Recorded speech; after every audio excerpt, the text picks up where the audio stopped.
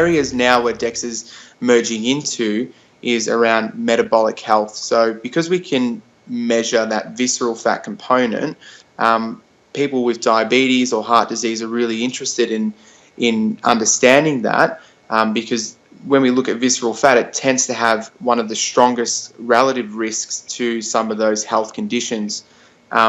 So a big area now is definitely around metabolic health and metabolic-based disease, so fatty liver, etc.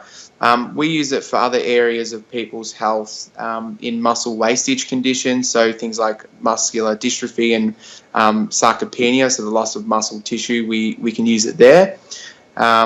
Polycystic ovarian disease, if we're thinking about female health, we use it there too. But that just trying to gives you a broad overview. So there is definitely a clinical aspect. There's always that sporting aspect. There's the obese, overweight aspect too that we use it, and that just ties back to those who are overweight and obese tend to have high metabolic risk, so we can track visceral fat. And if they're trying to lose weight, we can obviously track what's happening to their body fat. So it's got quite a broad role, and then it's obviously got the bone density component too, which is what it was originally created for.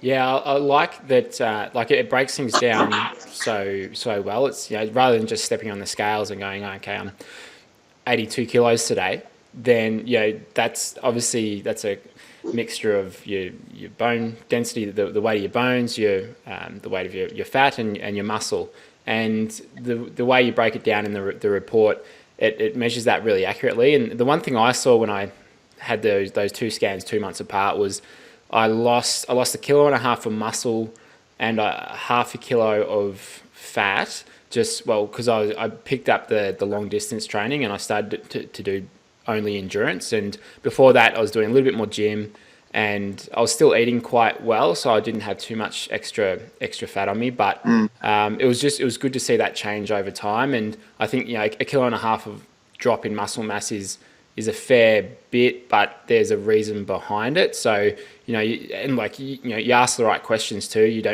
You kind of ask, all right, so what have you been doing the last sort of 6 months or so since then that might lead to that? And it's a really good sort of check-in that gives you more detail than just what the weight on a scale would tell you.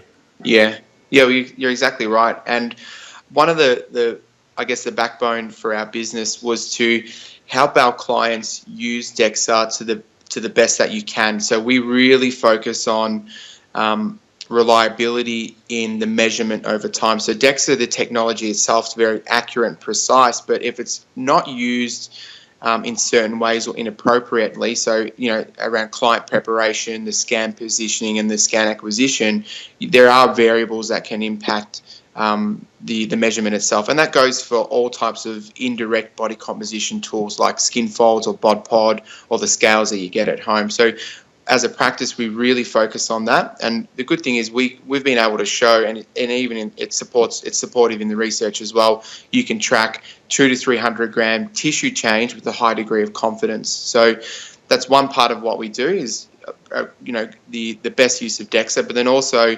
the education component. So if you look at a lot of the DEXA practices now, they are often in radiology clinics. They tend to do scan-only services. And so you can really get a DEXA anywhere, but understanding what it means for you, your individual situation is so important.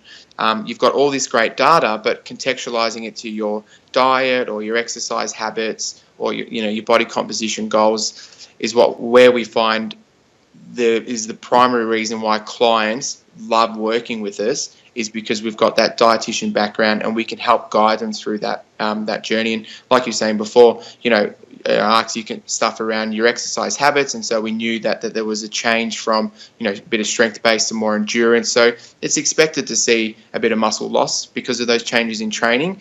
And so I obviously could explain that to you. Whereas if you didn't have that education component, you might find someone has those results and then they might think that they're doing something wrong or they're not training as best as they can. But it wasn't because you weren't training well or eating well. It's because of the types of training you were doing and the changes that would occur off the back of that. So it's really an expected result.